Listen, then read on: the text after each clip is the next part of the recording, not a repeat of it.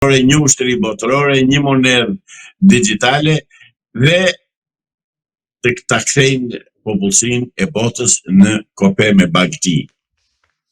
Pa kështu si aty është Edi Rama. Dhe atë po bën, ato urdhra po zbaton. Prandaj them që në Shqipëri kanë vdekur burrat.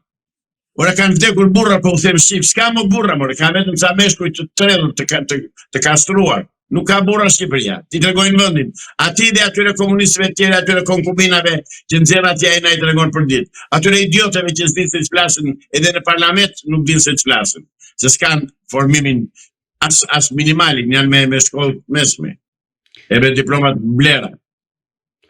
Zoti Islami, të ndalemi pak në disa raste ku kryeministri Edi Rama ka tentuar që të takojë presidentin amerikan Donald Trump, por ka dështuar. Përmendim këtu rastin kur u inaugurua rikonstruksioni katedrales së Parisit, ku ai qëndronte në distancë dhe presidentja Vjosa Osmani u takua me Trumpin, madje Vjosa Osmani ka pasur dhe një intervistë dje në Fox News në Shtetet Bashkuara të Amerikës, pra që tregon afërsinë amerikane në këtë rast, dhe në eventin tjetër, pra kur u mbajt takimi i NATO-s në Hag, ai tentoi që të takojë Donald Trumpin përmes Mark Rutes, por dështoi. Pra në këtë rast duket që ka sinjale të qarta. A ka hyrë Edi Rama në ciklonin e luftës ndaj Sorosit që po i bën Trumpi? Padyshim po. Padyshim. Dhe Edi Rama do dënohet. Ai e di mirë që drejtësisë amerikane nuk i shpëton. Ai e di mirë se ç'ka bërë dhe ç'po bën në Shqipëri. Ai përfiton se këtu s'ka burra për të dhe njërë tjetër, sepse dhe Amerika këtë pret që qytetarë shqiptarë të ngrihen dhe të arsojnë.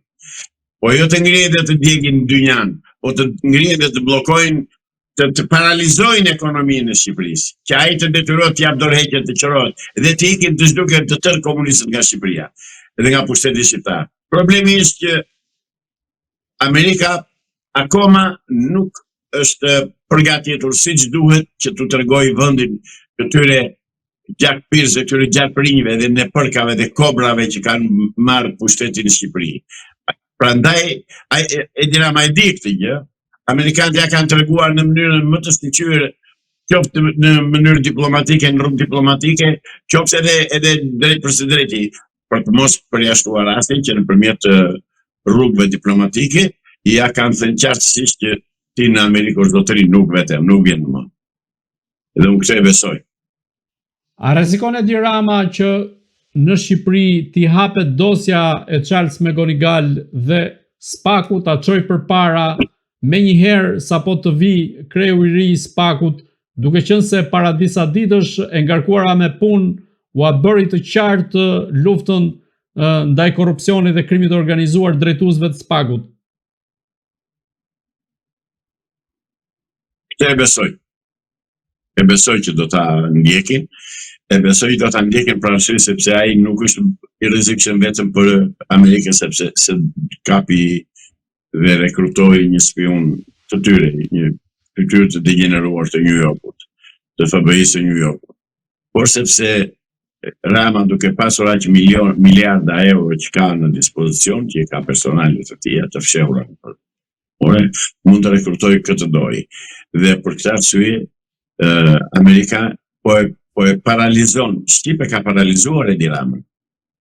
Në marrëdhënie diplomatike me Shtetet e Bashkuara të Amerikës, Edi Rama është i paralizuar. Themi paralizuar për të mos thënë që është në gjendje kome. Kështu që unë nuk pres kurrë në kurs dhe kjo do ndodh, nuk pres që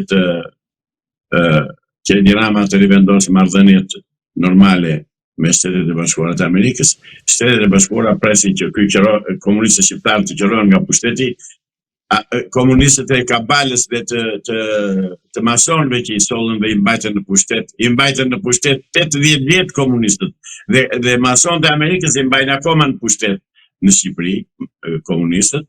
Pra me politikën e presidentit Trump, me atë politikë të shkëlqyer qytetare, njerëzore, kombëtare që ka ai për vendin e tij dhe që po e rrezaton gjithandej, Edi Rama të gjej vendin bashkë me grupin e gangsterëve dhe të hajdutëve që ka mbledhur atje.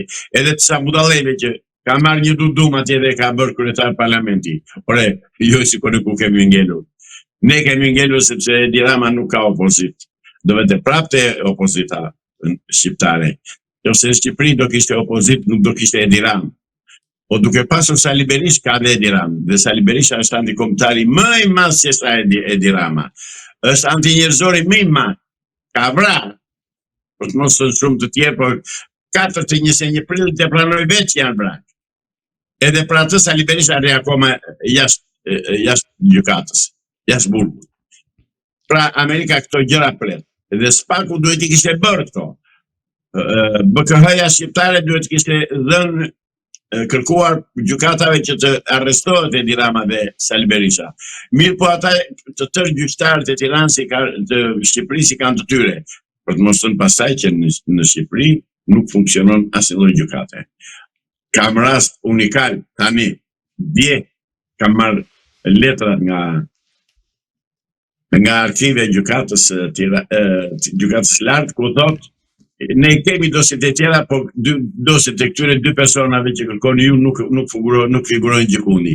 Dhe e di pse nuk figuronin? Se ata 2 persona nuk janë komunistë, nuk kanë të bëjnë me pushtetin kriminal komunist në Shqipëri aktual. Dhe se të tjerët ishin dosit të atyre 2 jo. Pra, mbi bazën e kësaj tash shkruajtur drejtësi funksionon Edi Rama dhe pikërisht qytetarët shqiptar duhet të ngrihen dhe të rrësojnë këtë drejtësi. Që është vetëm drejtësi nuk është. Është bandë kriminale që zbaton berbërisht urdhrat e krye kriminalit Edi Rama dhe të kriminalëve të tjerë komunistë që ka ai në strukturat të ndryshme të shtetit. Praktikisht shteti shqiptar, pushteti shqiptar është i kancerizuar. Është me kancer, nuk funksionon. Dhe kanceri në Shqipëri është drejtësia. Avokat, ju jeni një person dhe personalitet, po themi më saktë, që i thoni gjëra troç dhe keni qenë në një linjë të atill sa i përket qëndrimit të Amerikës në Shqipëri. Dhe kjo linjë e mendimit tuaj duket se po vërtetohet dita ditës, duke qenë se ditën e sotme e ngarkuara me punë në Shtetet Bashkuara të Amerikës në Shqipëri, Nancy Van Horn, i ka shkuar në zyrë ministrit të ri të drejtësisë dhe i ka thënë troç që luftoni krimin organizuar dhe grupet terroriste apo trafikut drogës. Ju si e shikoni këtë mesazh të Amerikës? A vlen ky mesazh edhe për Edi Ramën dhe klasën politike? Për aq kohë sa Edi Rama nuk ka opozit dhe për aq kohë sa Edi Rama i ka të garantuara pozitat e tij në këtë pushtet kriminalësh, as kjo kërkesë e amerikanëve nuk do zbatohet dhe do bjerë në vesh shurdhër. Edhe kjo kërkesë e zonjës të ngarkuar me punë të ambasadës amerikane në Tiranë. Këta për aq kohë sa kanë pushtet nuk pyesin zotëri. Dhe unë ju garantoj juve që nuk do bëhet asnjë gjë. Ja këtu jemi si skandal deri më sot paraqikimet e mia, sepse i njoh komunistët si punojnë, i njoh si punojnë, pik. Nuk është se ka ndonjë genialitet, po këta kështu punojnë. Dhe këta nuk i bëjnë fshehura se ato që bëjnë. Shqiptarët se kuptojnë pse i votojnë dhe pse vazhdojnë të kenë besim në ta kur e shikojnë se çfarë janë. Pra, ajo zonja Nancy që ka vajtur ka takuar atë kalamanin tjetër që e bën ministri i drejtësisë, që ka thënë që ministrat e drejtësisë duhet vinë vetëm nga Dibra, hiç gjë, ai tërmet nga dëgjoj zotëri, ai sa shikon hijen e Edi Ramës, ai dritet. E jo prisni ju që ai të zbatoj urdhrat edhe kërkesat e drejtësisë amerikane dhe të pushtetit dhe të diplomacisë amerikane. Absolutisht jo. Dhe SPAK-u është thash në fillim, është i paralizuar, është me kancer.